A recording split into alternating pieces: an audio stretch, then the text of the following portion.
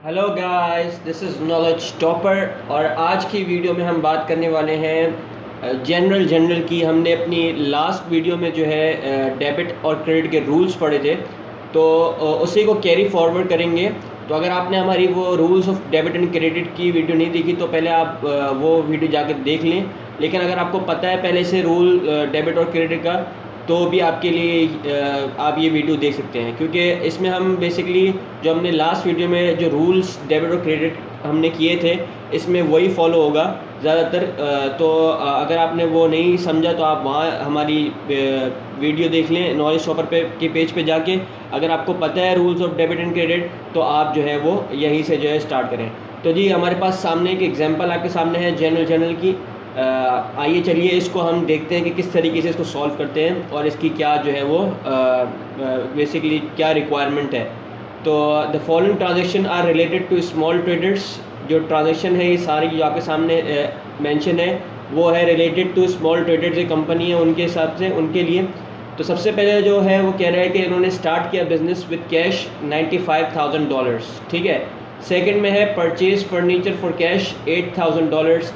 Third में है purchase goods for cash $40,000। Fourth पर कह रहा है purchase goods on credit from big traders $57,000। Sold goods for cash $5,000। Purchase equipment for business $4,000। Sold goods on credit to John retailers $1,500। Paid salary to employees $1,200। Required कह रहा है कि जी identify the accounts, यानी आपको अकाउंट्स बताना है कि आया कि कौन सा अकाउंट जो है वो एसेट है, कौन सा जो है वो आपका एक्सपेंस है, या कौन सा लाइबिलिटी है, कौन सी इक्विटी है, ठीक है जी। Identify the accounts involve in above transaction and state the nature of each kind of account. Also mention how increases और decreases in account resulting from above transaction should be recorded. तो यानी हमको पहले तो अकाउंट बताना है, ठीक है जी। दूसरा जो है वो हमको बताना है, जैसे कि मैं आपको बताऊं कि यहाँ पर मैं आपको मार्क कर देता हूँ, ठीक है जी। सबसे पहले हमने क्या करना है, हमने बताना है अकाउंट्स, कौन सा अकाउंट इन्वॉल्व है इसके अंदर, ठीक है जी। उसके बाद हमने बताना है नेचर ऑफ अकाउंट। ये कह रहे हैं यहाँ पर इन above transaction state the nature of account, यहाँ पर यानी आपने हर अकाउंट का नेचर बताना है, सही है। उसके बाद बताना है कि आया कि इंक्रीज़ हो रहा है या डिक्रीज़ हो रहा है, ठीक है, ये आ गया तीसरा। और चौथा कह रहा है कि डेबिट और क्रेडिट बताना है आपने कि आया कि वो डेबिट होगा या क्रेडिट होगा, सही है। तो आपने इसको अगर इस एग्जांपल को समझ लिया तो आपको 70% 80% जनरल आ जाएगा, ये मैं आपको बता रहा हूँ गारंटी से। तो हम एक एक ट्रांजेक्शन करके जो है वो इसको सॉल्व करने की कोशिश करेंगे। तो सबसे पहले जो है वो मैं यहाँ पर जो है वो बना लेता हूँ और मैं आपको बताता हूँ किस तरीके से सॉल्व होगा ये। तो सबसे पहले मैं यहाँ लिख देता हूँ जी। सबसे पहले हम मालूम करने वाले हैं जो अकाउंट इन्वॉल्व है, ठीक है जी। अकाउंट इन्वॉल्व सबसे पहले हम मालूम करने वाले हैं। उसके बाद हम मालूम करने वाले हैं जी नेचर ऑफ अकाउंट, ठीक है जी। Nature of account, nature of account. उसके बाद हम मालूम करने वाले हैं जी कि आया कि ये इंक्रीज़ हो रहा है या ये डिक्रीज़ हो रहा है, ठीक है जी। आया इंक्रीज़ या आया डिक्रीज़, अच्छा जी। उसके बाद हम मालूम करने वाले हैं कि ये डेबिट हो रहा है या क्रेडिट हो रहा है, ठीक है। तो हमने दो कॉलम, एक में डेबिट और एक में क्रेडिट, सही है जी।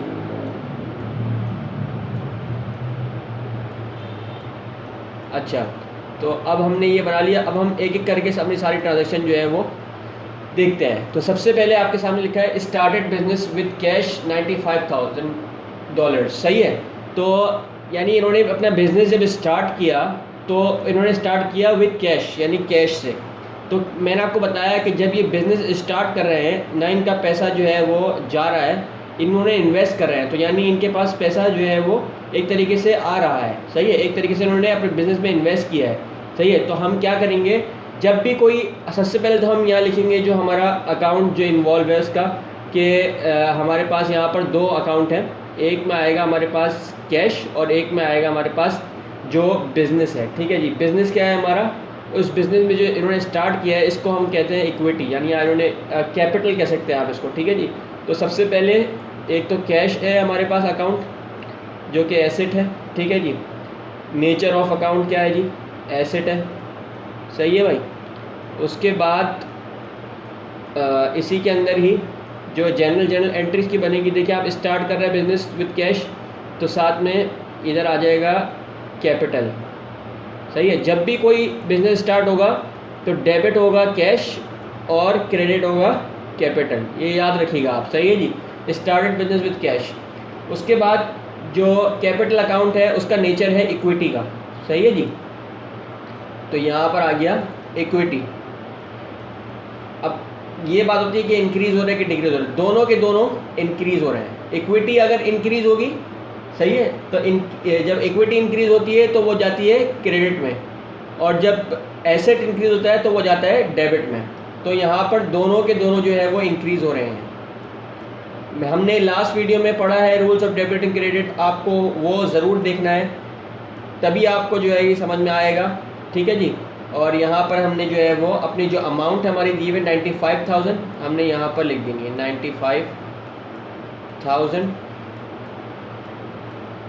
सेम यहाँ पर 95,000, यानी 95,000 हमारा जो है वो कैश, और जो कि हमारा जो है वो डेबिट होगा, और साथ में कैपिटल क्रेडिट होगा 95,000 से। सही है जी, अब हम देखेंगे अपनी दूसरी ट्रांजैक्शन। तो ये हमारी पहली ट्रांजैक्शन हो गई, अब हम अपनी दूसरी ट्रांजैक्शन पे जा रहे हैं। सही है जी, अच्छा, दूसरी ट्रांजैक्शन में हमारे पास क्या कह रहा है, दूसरी ट्रांजैक्शन में कह रहा है जी परचेज फर्नीचर फॉर कैश 8,000। अच्छा भाई, तो यहाँ पर हमारे पास दो जो है वो अकाउंट्स इन्वॉल्व हैं, एक तो हमारे पास है परचेज और दूसरा है हमारे पास एक हमारे पास है कैश और एक है फर्नीचर।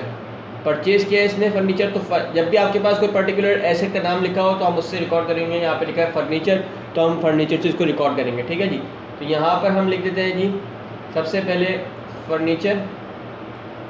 ठीक है जी, उसके बाद साथ में कैश। सही है, अच्छा, नेचर ऑफ अकाउंट क्या है, ये भी एसेट है और ये भी एसेट है, एसेट और ये भी एसेट।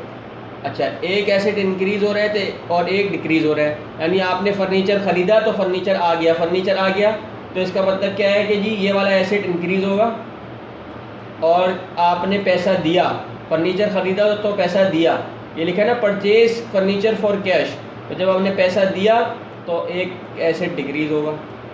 ठीक है जी, जो एसेट इंक्रीज़ होंगे वो डेबिट में जाएंगे, जो एसेट डिक्रीज़ होंगे वो क्रेडिट में जाएंगे। मालियत क्या लिखी है, यानी पैसे कितने लिखे हैं 8,000 रुपीज़। हमने 8,000 रुपये का एक फ़र्नीचर ख़रीद लिया। सही है जी, और उसके बदले में 8,000 रुपये कैश दे दिए, तो ये हमारी दूसरी ट्रांजैक्शन कंप्लीट हो गई। ठीक है जी, अब हमारी तीसरी ट्रांजैक्शन पे हम बात करेंगे। तो तीसरी ट्रांजैक्शन पे लिख कह रहा है कि परचेज गुड्स फॉर कैश 40,000। ठीक है जी, अब यहाँ पे इसने बिल्कुल सेम वही एंट्री है, लेकिन मैंने अभी आपको बताया इसने पर्टिकुलर नाम लिखा हुआ था ऊपर सेकंड में कि फर्नीचर, यहाँ पर इसने खाली गुड्स लिखा है, हमको नहीं मालूम कौन सी गुड्स है इसने परचेज़ की, तो हम यहाँ पर इंस्टेड ऑफ फर्नीचर या इंस्टेड ऑफ गुड हम यहाँ पर लिख देंगे ओनली परचेज, परचेज। ठीक है जी, परचेजेस लिखेंगे यहाँ पर, परचेजेस। एक अकाउंट हमारा जो इन्वॉल्व है इसके अंदर, एक है परचेजेस और साथ में जो है वो हमने कैश के थ्रू किया है, तो दूसरा कैश। ठीक है जी, तो purchase nature of asset, asset जो परचेज है आपका वो आपका जो है वो एक्सपेंस आ जाएगा। ठीक है जी, क्योंकि आपने परचेज़ किया है तो purchase as an expense record किया जाता है, जबकि जो कैश है वो आपका एसेट है। ठीक है जी, अच्छा जी, अब आप देखें कि परचेज एज एन एक्सपेंस जो कि आपका जो है वो इंक्रीज़ हो रहा है। ठीक है जी, आपने परचेज़ किया है, यानी आपका जो एक्सपेंस है वो इंक्रीज़ होगा, जब इंक्रीज़ होगा तो वो ऑब्वियसली जो है वो डेबिट साइड पे जाएगा। ठीक है जी, तो 40,000। अच्छा जी, एसेट आपका डिक्रीज़ हो रहा है, तो जब एसेट डिक्रीज़ होगा तो क्रेडिट में जाएगा। सही है जी, 40,000। तो ये हमारी थर्ड ट्रांजैक्शन कंप्लीट हो गई। सही है भाई, सारा खेल rules of debit and credit का है भाई, कुछ भी नहीं है इसके अंदर, बहुत आसान है। सही है जी, उसके बाद हम जो है अपनी फोर्थ ट्रांजैक्शन देखते हैं जी, कि हमारी फोर्थ ट्रांजैक्शन इस पर क्या कह रहा है, purchase goods on credit from big creditors, big traders 57,000, यानी फिर दोबारा, लेकिन यहाँ पर अब थोड़ा सा और डिफरेंट हो जाता है थर्ड वाले से। यहाँ पर आएगा तो परचेज क्योंकि गुड्स लिखा है, ये आपने देख लिया, लेकिन यहाँ पर कैश था और यहाँ पर क्रेडिट, मतलब उसने पहले जो ख़रीदा था वो उसने पैसे दे के ख़रीदा था, लेकिन अब जो ख़रीदा है वो उसने उधार पर ख़रीदा है। जब उधार पर कुछ चीज़ ख़रीदी जाती है तो एज एन अकाउंट्स पेबल जो है उसको कहा जाता है, वो लाइबिलिटी क्रिएट हो जाती है। तो ठीक है, हम रिकॉर्ड करते हैं। हमने यहाँ पर पहला अकाउंट हमारा परचेज़ का, परचेजेस। दूसरा हमारा जो है वो अकाउंट्स पेबल का, ठीक है जी। अकाउंट्स पेबल को आप AP से भी डिनोट कर सकते हैं ऐसे स्लैश डाल के, ठीक है जी। नेचर ऑफ अकाउंट क्या है जी? परचेजेस जो है मैंने आपको बता दिया था अभी एक्सपेंस है।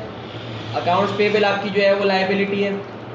अच्छा, परचेज एक्सपेंस जो है आपका इंक्रीज़ हो रहा है, ठीक है जी, और आपकी लाइबिलिटी जो है वो इंक्रीज़ हो रही है। अब फिर आप बोलोगे थोड़ा कंफ्यूज हो गया, तो मैं बोलूँ rules of debit and credit का खेल है। एक्सपेंस जब भी इंक्रीज़ होता है तो वो डेबिट में रिकॉर्ड होता है, लाइबिलिटी जब भी इंक्रीज़ होती है तो वो क्रेडिट में रिकॉर्ड होती है, सही है जी। तो इसकी जो मालियत है वो है जी कितनी लिखी है? 57,000। तो 57,000 से हमने जो है वो इसको रिकॉर्ड कर देना है, ठीक है जी। 57,000 से हमने इसको रिकॉर्ड कर दिया। अच्छा, अब हम बात करते हैं जी अपनी फिफ्थ ट्रांजेक्शन पे। यहाँ पे लिखा है सोल्ड गुड्स फॉर कैश 5,000, सही है जी। सोल्ड किए गुड्स कैश के थ्रू 5,000। अब सोल्ड किए हमने, परचेज नहीं किया, तो यहाँ पर हमारे पास आ जाएगा, यानी हमने जब सोल्ड किया कुछ चीज़ को तो हमारे पास क्या आया? कैश आया, यानी पैसा। हमने कुछ बेचा तो हमारे पास जो है वो पैसा आया। जब पैसा आया तो यानी पहला तो आ गया जी कैश। अकाउंट कौन सा इन्वॉल्व हुआ? कैश। दूसरा अकाउंट कौन सा इन्वॉल्व होगा इसके अंदर? सेल्स। हमने सेल्स की है, ठीक है। तो जो नेचर ऑफ अकाउंट है कैश का, तो वो तो एसेट है, एसेट इंक्रीज हो गया, ठीक है जी। जब भी एसेट इंक्रीज होगा तो डेबिट में होगा, सही है भाई। पैसा आया, एसेट इंक्रीज हुआ, जब भी इंक्रीज होगा तो ये कहाँ जाएगा? डेबिट में, सही है भाई।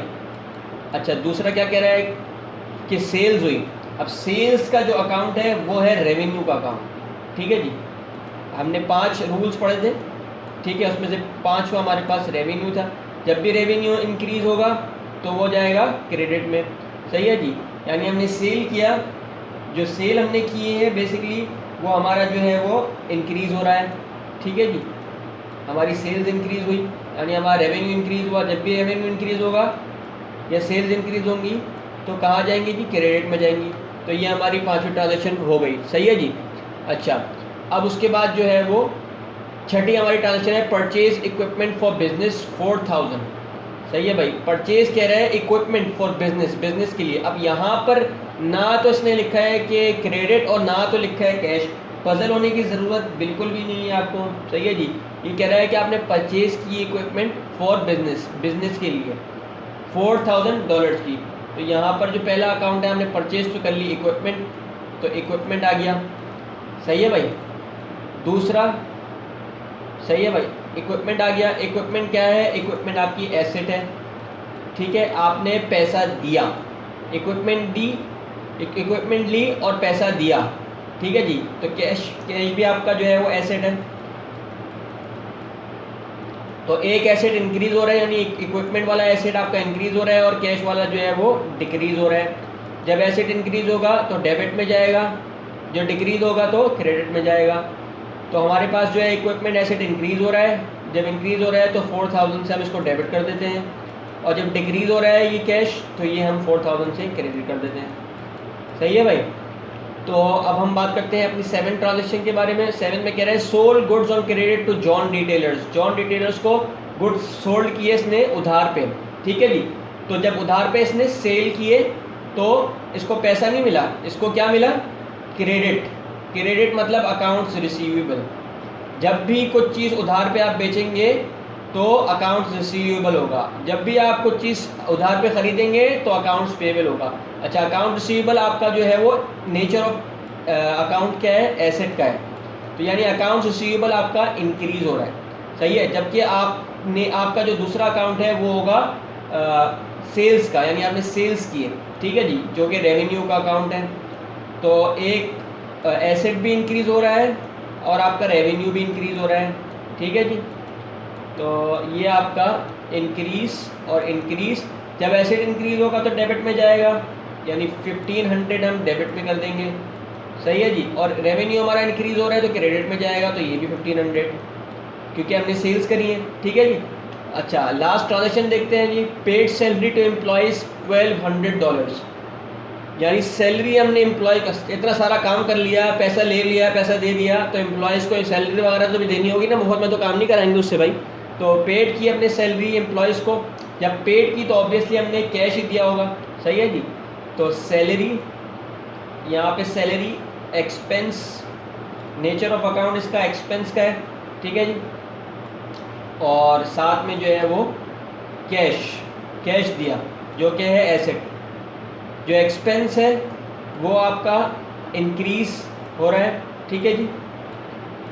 जबकि आपका जो कैश है वो क्या, क्योंकि आपने सैलरी जो है वो पे करी, पैसा दे दिया एम्प्लॉय को, तो ये जो है वो डिक्रीज़ हो जाएगा आपका जो एसेट है। एक्सपेंस इंक्रीज़ होता है तो डेबिट में जाता है। $1200 जो है इन्होंने दिए, $1200, और एसेट जो है वो डिक्रीज़ किया इन्होंने, सही है।